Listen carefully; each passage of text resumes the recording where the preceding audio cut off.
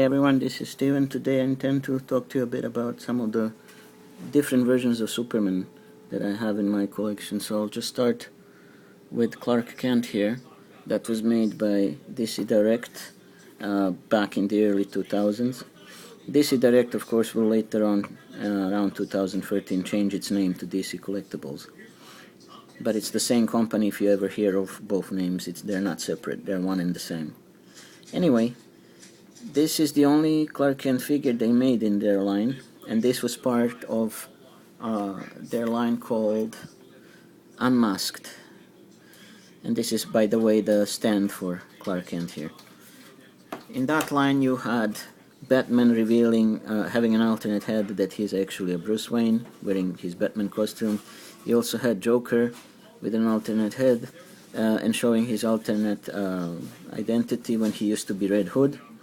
And also you have Superman, meaning Clark Kent, who reveals that he's Superman. So anyway, how that feature works, you just need to remove his shirt, and when you do, it reveals the letter S in his costume, just like in the movies or in the comics when he rips his shirt. And he says, this seems like a job for Superman. Anyway, aside from that shirt, his glasses can be removed as well, so you can tell that's really him, that's really him, Superman. Anyway, moving on. Whoops, his glasses are very easy to lose, so employ caution if you have them. And he's wearing a typical suit, just like in the movies or comics. So what do we have now? Let's start with some of these Superman variations that were made by different companies over the years.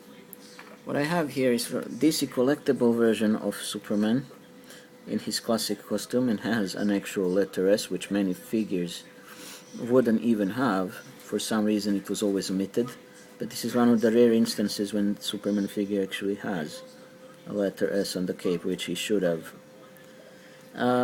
He has a great deal of articulation. His eyes, if you take a closer look, sorry my camera is a bit grainy, but anyway, his eyes are a little bit overpainted, in the sense that there is too much blue and a little bit of red even, so I'm not really sure why was it done that way, but it just looks a little bit awkward. Other than that, he looks fine, in the sense that he has his famous curl at the front, and everything about the costume is regarding his classic appearance. He has his yellow trunks, the yellow belt, everything's there. Now the only other thing that seems a bit strange, this is part of the DC Icons, short-lived DC Icons line. Now what seems weird is the fact that they have chosen to make Superman and all the other characters released in the line, to make them in a smaller size, which didn't make a whole lot of sense, because they're not 6-inch, they're about 5-inch tall, so a lot smaller than your typical figure. And that was also a drawback for many collectors out there. He can also do a split, which many DC Direct or DC Collectible figures before couldn't even do. And since maybe a few years back, DC Collectibles decided to change that and started giving them the actual extra articulation to pretty much resemble Marvel Legends, so that they can actually do a split.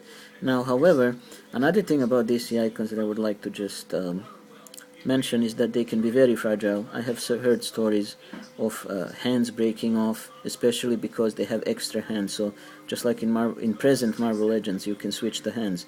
So he has a flat hand, curled into a fist, and so forth.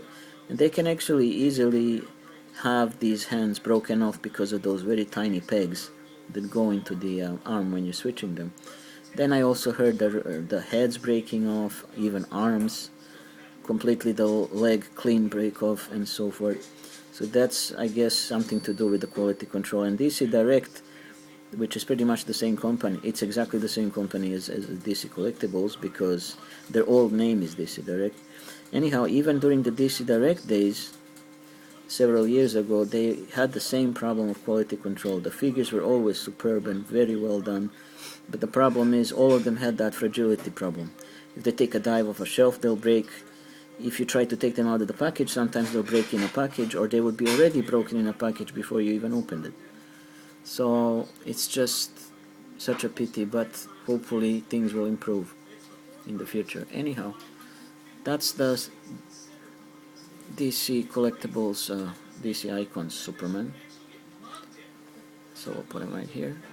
Now we have a Mattel version who looks a little bit animated in the sense of his appearance. He's not very, I don't think he's based on a comic book, but anyway, he is wearing his classic costume.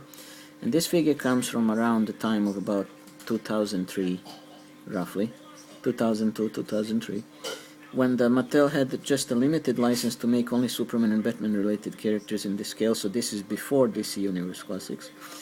But it's not such a bad figure, I still like it. It has a humongous letter S on the cape, which I like, and the cape is made of plastic or rubber, but it's molded in such a way that like it's waving in the air, and he's wearing that costume we all know well, with the red trunks and so forth. The only problem with him is, okay, he was a bit limited in articulation, so he wasn't exactly like Marvel Legends, not really, because Marvel Legends even existed at that time. And the only other thing is that his letter S on the chest is a little bit too small for him. But I mean, other than that, those are all minor complaints. He's still very well done, and he was packed with a Batman figure. Together, the two of them. Anyway, that's the one done by Mattel around the turn of the century, thereabouts roughly, early 2000s. Whom do we have next here? More from Mattel. Now we are entering the year, well, actually not quite yet. With this particular Superman, it's still under the done by Mattel, but that line was not called DC Universe Classics. It was actually called DC Superheroes. And as I said, it was only done for two heroes in particular. None of the other ones were allowed at that time. So it was done for Superman and Superman-related enemies and allies, and also for Batman and Batman-related enemies and allies. So we can see the two versions. This one here was pretty much based on comics, and he had a lot of improvements over the one over here. So, and even their size is different. The one on the left is taller, and although he has a very strange stance, his legs are too much apart. And he has way more articulation than the one on the right. But other than that, there is other minor differences. The one on the left does not have the letter S on his cape whatsoever. And the heads are different molds. And unlike the Superman on the right, the Superman on the left can do a split with his legs. So that's pretty much the major differences between them.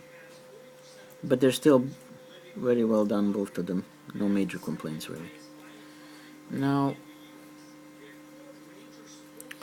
I'm gonna go with the two other Mattel versions of Superman that were actually done at the time when Mattel already got a license and changed the name of his action figure line into DC Universe Classics, which I'm sure many of you are already familiar with. So what we have here is Superman Blue and Superman Red. These two versions of Superman come from the classic Superman, when his powers split in two. And that was shown in the old vintage comic books from at least 40 years ago. The costumes, of course, back then of Superman and Superman Blue looked very different. These are more modernized versions from the 1990s, when the story was resurrected again and retold again. So the original costumes of these two fellas, or these two Supermans, was that they were wearing the exact same uniform and costume, that is, of the classic Superman, except one of them had a completely blue costume, blue boots, blue cape, blue everything, while the other one had a completely red costume, including the red cape. So that was the only difference. Now, in these new versions, they're more electric based, so that's as if Superman drew on an electric power. And these guys have a lot of articulation, and they came in one of the ways of this Universe Classics, and they have these neat flames molded onto them. And instead of capes, which they don't have at all, they have molded letter S on each of them in their respective colors. They have a great deal of articulation, and these two versions were also made in DC Direct, and they were also made in 1990s during a Man of Steel comic book based line by Kenner in around about 1996. So anyhow, that's as far as Mattel goes. Now I'm gonna show you DC Direct versions based on the art by Ed McGuinness. These are Superman in red and Superman blue, the same two fellas you just saw from Mattel, and I think these guys look even better. They're chunky, as the art of Ed McGuinness indicates. They're chunky in appearance. No cape. This again, no capes, but they have painted letter S on each of their backs, and obviously it's the exact same mold done twice. So no particular difference other than the reversed colors. I mean, the colors are different, and they have a typical articulation expected from DC Direct. Nothing major really. They can move arms, legs, and then in the knees, in the elbows. The heads can turn left and right. The usual. But they look pretty good as far as I'm concerned. They're actually very well done. So let's go with the two other ones by Ed McGuinness. That was made by DC Direct based on his art. We have two Supermans here. The one on the left is Kingdom Come Superman, and the one on the right is the regular style Superman. Now these guys have different types of capes, and then of course the one on the left is middle-aged, and the other one is the one on the right is at his prime. Now of course the Kingdom Come story was published many years ago, and it practically tells the story what happens if Superman and Wonder Woman break out into a civil war against other heroes. By dividing themselves along the lines, is it the full force of the heroes necessary to even murder or hospitalize many of the supervillains or regular villains, for that matter, in order to stop the crime and clean up the whole planet of them? Superman and Wonder Woman were very much in favor of the violence and to clean up the place a lot faster, while Batman was very much against it, that the force and murder and torture was not necessary. So that's how the war broke up between two factions, and the heroes dividing along the lines what should be done. So they have again the same type of articulation as the two figures of Superman, the red and the blue. And again, in my opinion, my humble opinion, they're very well done. So now we have